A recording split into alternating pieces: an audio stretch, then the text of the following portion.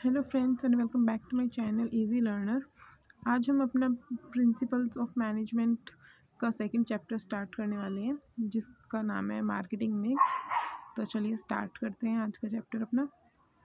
Marketing mix is a term used to describe the combination of four input which constitute the core of the company's marketing system: the product, the price structure, the promotional activities, and the distribution. It means marketing mix वो एक combination है चार inputs का, चार चीज़ों का combination है जो कि कंपनी को मार्केट में बनाए रखता है। मार्केटिंग सिस्टम में जो कंपनी को एग्जिस्ट रहने के लिए फोर्स करता है, मतलब जो एग्जिस्टेंस जिसकी वजह से होती है वो मार्केटिंग मिक्स होता है। किसी भी कंपनी की एग्जिस्टेंस जो रहती है मार्केट में, वो मार्केटिंग मिक्स की वजह से रहती है। मार्केटिंग मिक्स दरअसल चार चीज़ों का कॉम्बिनेशन होता है, जिसमें सबसे पहला आता है प्रोडक्ट, उसके बाद आता है उसका प्राइस, उसके बाद आता है उसका प्रमोशन, और फिर आता है उसका डिस्ट्रीब्यूशन, इट मीन्स प्लेस, है ना। तो अब चलिए कंपोनेंट पढ़ते हैं कि कंपोनेंट मार्केटिंग मिक्स के क्या क्या होते हैं। फर्स्ट आता है प्रोडक्ट। अब प्रोडक्ट के अंदर क्या होता है, इनको हम market component of marketing mix चार होते हैं बेसिकली, इनको हम 4 P's भी बोलते हैं, है ना। 4 P, क्योंकि चार कंपोनेंट है और चारों P से स्टार्ट होते हैं, इसलिए हम इनको 4 P भी बोल सकते हैं, है ना। तो प्रोडक्ट होता है, सबसे पहले प्रोडक्ट में आता है प्रोडक्ट प्लानिंग, क्या प्रोडक्ट बनाना है, कैसे बनाना है, क्वालिटी, किस क्वालिटी का बनाना है, कि हमारी मार्केट में लो क्वालिटी का प्रोडक्ट परचेज़ ज़्यादा किया जाता है या फिर हाई क्वालिटी या फिर लग्जरी चीज़ें खरीदी जाती हैं हमारी मार्केट में, इस चीज़ को ध्यान में रखते हुए प्रोडक्ट की मैन्युफैक्चरिंग करनी होती है।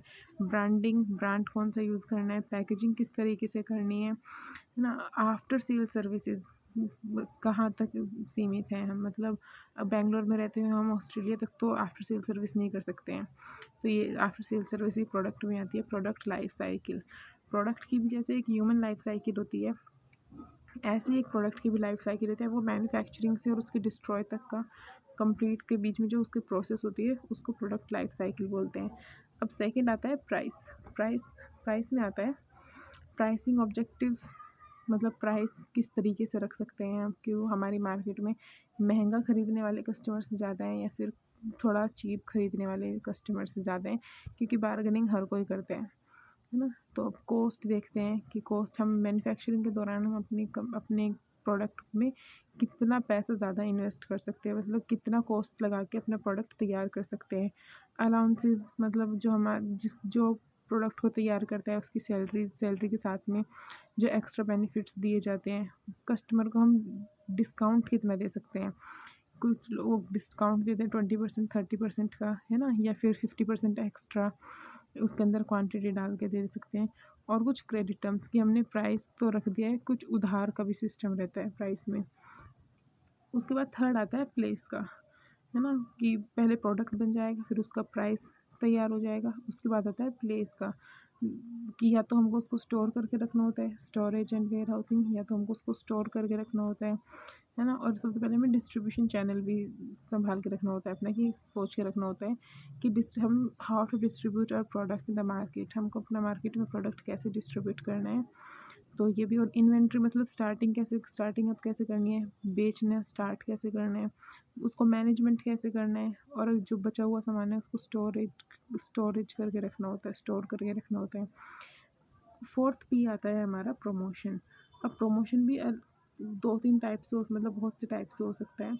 जैसे एडवर्टाइजिंग हो सकता है ना। एडवर्टाइजिंग भी अब कई टाइप से होता है अपने पोस्टर्स में, न्यूज़पेपर्स में, मैगजीन्स में, टीवी में, रेडियो में, मोबाइल्स में, ऐप्स के थ्रू, इन सब चीज़ों से प्रमोशन हो सकता है। एक आता है पर्सनल सेलिंग। पर्सनल सेलिंग मतलब खुद घर घर जाके बेच सकते हैं हम, या फिर एक स्टोर, अपना खुद का स्टोर बना के और कंस्ट्रक्ट करके वहाँ पर बैठ कर भी हम बेच सकते हैं सामान को, एज ए सैम्पल दूसरी जगह पर पहुँचा सकते हैं हम। सेल प्रमोशन पब्लिसिटी, मतलब पब्लिसिटी वही चीज़ है कि हम अपनी सैम्पल्स भेज सकते हैं दूसरे स्टोर्स पर या फिर कंपनी में या फिर शॉप्स पर, कि हमारा ये प्रोडक्ट है और आप इसको सेल आउट करके देखिए रिज़ल्ट क्या रहता है। तो ये सब चीज़ होती है प्रमोशनल एक्टिविटीज़, इनको बोलते हैं। अच्छा, 4 P's ये तो है थोड़ा ट्रेडिशनल। अब जो मॉडर्न एक और पी जो इसमें ऐड होने वाला है वो है packaging. Packaging has also become important component of marketing mix. It is called the fifth P of the marketing mix. अब तक सिर्फ 4 P थे, लेकिन अब धीरे धीरे पैकेजिंग भी एक मोस्ट इम्पोर्टेंट रोल प्ले करने वाला है मार्केटिंग मिक्स में, क्योंकि पैकेजिंग इन्फ्लुएंस करती है लोगों को, ये मैनिपुलेट कर देती है लोगों को कि अगर पैकेजिंग बहुत ज़्यादा अच्छी होगी तो लोग ज़्यादा अट्रैक्ट होंगे उस प्रोडक्ट की तरफ, और अगर पैकेजिंग ही बेकार होगी, है ना, तो उसकी तरफ लोग थोड़ा कम अट्रैक्ट होते हैं।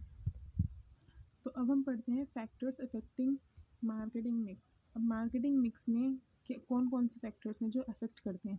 अब उनको हमने दो टाइप में, मतलब दो पार्ट में क्लासीफाई किया है हमने। एक होते हैं अनकंट्रोलेबल, एक होते हैं कंट्रोलेबल। तो हम सबसे पहले पढ़ते हैं अनकंट्रोलेबल के बारे में। These are the factors on which the company has no control but they affect the marketing activities of the company. जिन पर कंपनीज़ का खुद का कोई कंट्रोल नहीं होता है, कंपनी उन पर कंट्रोल नहीं कर सकती है, लेकिन वो बाहर रहते हुए भी सारी इफ़ेक्ट करते हैं कंपनी को, है ना। उसकी सारी जितनी भी एक्टिविटीज़ हो रही होती हैं उन पर पूरी पर इफ़ेक्ट डालते हैं, लेकिन कंपनी को उन पर कोई अप्रोच नहीं होती है, कोई भी कंट्रोल नहीं होता है। जैसे कंज्यूमर बिहेवियर, अब कंज्यूमर का टेस्ट आज कुछ है और थोड़े टाइम बाद कुछ और हो जाएगा, तो कंज्यूमर के बिहेवियर चेंज होने से ये अनकंट्रोलेबल में आता है, क्योंकि कंज्यूमर का बिहेवियर चेंज होने से ये कंपनी नहीं रोक सकती है ना। कंज्यूमर को बिहेवियर चेंज करना है अपना या फिर नहीं चेंज करना है, वो कंज्यूमर पर डिपेंड करता है। कंपनी उसको नहीं ना रोक सकती है ना उसको इनक्रेज कर सकती है। गवर्नमेंट पॉलिसी, अब गवर्नमेंट अपना टैक्स बढ़ा देगी तो इसमें कंपनी क्या कर सकती है, कुछ भी नहीं कर सकती है। तो इसलिए अनकंट्रोलेबल है, क्योंकि कोई भी गवर्नमेंट अगर पॉलिसी बना देती है, नई स्कीम ला देती है, तो उसमें कंपनी कुछ नहीं कर सकती, इसलिए इस पर कोई कंट्रोल नहीं होता है। पैटर्न ऑफ डिस्ट्रीब्यूशन पर कोई कंट्रोल नहीं होता है। कंपटीशन पर कोई भी कंट्रोल नहीं होता है, क्योंकि कंपटीशन आज एक है कल 10 हो जाएंगे, तो उनको हम रोक नहीं सकते हैं। जितने ज़्यादा होने हैं वो होकर ही रहेंगे। अब सेकंड आता है कंट्रोलेबल फैक्टर्स, इनके बारे में पढ़ते हैं। These are those which are under the social and legal boundaries of the firm and thus under the control of marketing mix. जो कि बाउंड्रीज के अंदर होता है, लीगल बाउंड्रीज के अंदर, मतलब कानूनी तौर पर सही होता है, जो मतलब कानूनी तौर तरीक़ों से जो काम होता है, और उन पर फुल्ली कंट्रोल रहता है किसका, मार्केटिंग मैनेजर का, क्योंकि मार्केटिंग को कौन संभालता है उसके लिए अलग से एक मैनेजर अपॉइंट करना होता है कंपनी में। तो जो जिसके ऊपर कंट्रोल हो सकता है उनको हम कंट्रोलेबल फैक्टर्स बोलते हैं। जैसे प्रोडक्ट प्लानिंग, प्रोडक्ट की हम प्लानिंग कर सकते हैं कि प्रोडक्ट क्या बनाना है, कैसे बनाना है, कहाँ पर भेजना है। हम ब्रांड पॉलिसी इसको बोल सकते हैं कंट्रोलेबल में, क्योंकि ब्रांड हम अपना खुद का बनाते हैं, है ना, क्योंकि हमारे हाथ में होता है कि हमको ब्रांड में क्या पॉलिसी चलानी है, किस तरीके से चलाना है ब्रांड को, ब्रांड नेम को, फिर कंपनी में अपना पैटर्न मैनेजमेंट किस तरीके से चलाना है। ये सब चीज़ हमारे खुद के कंट्रोल में होती है। पैकेजिंग पॉलिसी, अब पैकेजिंग में कब क्या चेंजेस लाने हैं ये भी कम्प्लीटली हमारे हाथ में होता है, कंपनी के हाथ में होता है कि कंपनी को कब किस तरीके से क्या पैकेजिंग पॉलिसीज़ चेंज करनी है, पैकिंग चेंज करनी है ना। एडवर्टाइजमेंट पॉलिसी, एडवर्टाइजमेंट में भी अब हमारे पास में, अब तक हम न्यूज़पेपर में डालते आए हैं, लेकिन अब बजट अच्छा होने की वजह से हमको मैगजीन्स में या फिर हम उसको टेलीविज़न पर भी शो कर सकते हैं, अपनी एडवर्टाइजमेंट दे सकते हैं अपने टेलीविज़न पर भी।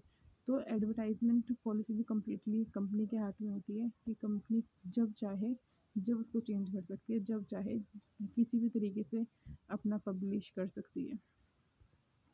तो होता है pricing policy, price completely company के हाथ में होता है कि प्राइस अगर ज़्यादा रखना है या फिर कम रखना है, वो कम्प्लीटली कंपनी के हाथ में होता है। उसमें कस्टमर या फिर कंज्यूमर कोई कुछ नहीं कर सकता है, वो कंपनी डिसाइड करती है कि हमारे प्रोडक्ट का प्राइस क्या होगा अकॉर्डिंग टू हिज कॉस्ट के अकॉर्डिंग वो डिसाइड होता है। कॉस्ट जितनी ज़्यादा होगी उतनी ही ज़्यादा उसका प्राइस होगा, और जितनी कम से कम कॉस्ट होगी हो सकता है उतना कम हो जाए प्राइस। कॉस्ट वो होता है जो मैन्युफैक्चरिंग के दौरान किसी भी प्रोडक्ट पर पैसे लगते हैं, उसको हम कॉस्ट बोलते हैं। और प्राइस वो होता है जिस रेट में हम अपने प्रोडक्ट को सेल आउट करते हैं, उसको हम प्राइस बोलते हैं। अब इम्पोर्टेंस ऑफ मार्केटिंग मिक्स पर आते हैं। इम्पोर्टेंस क्या होती है मार्केटिंग मिक्स की। फर्स्ट आता है to establish relationship with consumers. अब कंपनी का और कंज्यूमर का रिलेशनशिप इस्टेब्लिश करता है मार्केटिंग मिक्स, क्योंकि दोनों मिलते मार्केट में हैं, वहाँ पर मार्केटिंग मिक्स यूज़ होता है। तो मार्केट दोनों का रिलेशनशिप बना के रखती है, बायर का भी, सेलर का भी, कंपनी का भी और कंज्यूमर का भी। सेकंड आता है टू इंक्रीज द प्रॉफिट। अब ये हर कंपनी चाहती है कि उसका प्रॉफिट हो जाए, तो मार्केटिंग मिक्स भी यही काम करता है प्रॉफिट का, क्योंकि मार्केटिंग मिक्स काम है अट्रैक्ट करना कंज्यूमर्स को और फैसिलिटेट करना उनको। तो इससे क्या होगा, प्रॉफिट इंक्रीज़ होगा, क्योंकि ज़्यादा से ज़्यादा परचेज और सेल होगी। थर्ड आता है टू डेवलप न्यू प्रोडक्ट। अब जब मार्केट में हमको कंज्यूमर्स की नीड्स और वांट्स पता चलेंगे तो नए प्रोडक्ट को भी डेवलप करना होगा, क्योंकि चीज़ें चेंज होती रहती हैं टाइम टू टाइम, है ना। टेस्ट और प्रेफरेंस भी चेंज होता रहता है टाइम टू टाइम। तो हमें अब अपने कंज्यूमर्स के हिसाब से नए नए प्रोडक्ट लेकर आने होंगे। अब मैंने ऊपर बताया था आपको कंपटीशन सपोज अगर अब चिप्स है, तो चिप्स अभी एक ने निकाला है, दूसरा उसका कॉम्पिटिटर खड़ा हो जाएगा, वो भी चिप्स निकालेगा। अब किसी ने 10 फ्लेवर में निकाला है, वो 20 फ्लेवर में निकालेगा, तो नए प्रोडक्ट डेवलप होंगे मार्केट में। फोर्थ आता है help in taking decisions and making marketing plan. Marketing mix decision लेने में भी हेल्प करते हैं और मार्केटिंग प्लान बनाने में भी हेल्प करते हैं। डिसीजन जैसे अगर हमारा ज़्यादा प्रोडक्ट सेल आउट हो रहा है, तो इट मीन्स हमको प्रोडक्शन ज़्यादा करने की ज़रूरत है। और अगर हमारी सेल कम हो रही है ना, तो हमको ये है कि हमको वो मीजर्स देखने होंगे उसके, कि सबसे पहले तो हमको रीजंस चेक करने होंगे कि वो किस रीजंस की वजह से हमारी सेल कम हो रही है। और जब हमको देख लेते हैं, अपने रीजंस पता कर लेते हैं कि इस वजह से हमारी सेल कम हो रही है, तो उसके बाद में हमको करेक्टिव मेजर्स निकालने होते हैं। तो ये कुछ डिसीजंस कंपनी को लेने होते हैं। और उसके बाद मार्केटिंग प्लान्स भी बनाती है, क्योंकि अगर हमारा प्रोडक्ट सेल आउट नहीं हो रहा है, तो मार्केट में से क्या प्लान चलेगा जो मार्केट को अपने अंडर कवर कर लेगा। कंपनी अपने अंडर कवर कर सकती है मार्केट को। तो कुछ इस तरह के प्लान्स कंपनी बनाती है, जिससे या तो उसमें डिस्काउंट देगी, या फिर ऑफर देगी, या फिर कुछ भी अलग कंपनी दे सकती है। अब लास्ट आता है टू फेस कंपटीशन। मतलब मार्केटिंग मिक्स होगा तो कंपटीशन भी फेस करना होगा, क्योंकि अगर एक कंपनी कुछ सामान बेच रही है, तो उसी की टाइप का सामान और 10 कंपनी भी बेच रही होंगी, तो इसलिए कंपटीशन भी ज़्यादा बढ़ जाएगा। तो ओके फ्रेंड्स, ये था हमारा सेकंड चैप्टर, और आज ये चैप्टर यहाँ पर ख़त्म होता है। तो अगर आपको मेरी वीडियो पसंद आए तो प्लीज़ इसको लाइक कीजिए, लाइक शेयर सब्सक्राइब सब कीजिए और प्लीज़ मेरी आने वाली वीडियोस भी देखिए। और अगर आप सब्सक्राइब करोगे तो मेरी आने वाली वीडियोस आपको टाइम से मिल जाएंगी पहले से ही। और thank you everyone, all the best.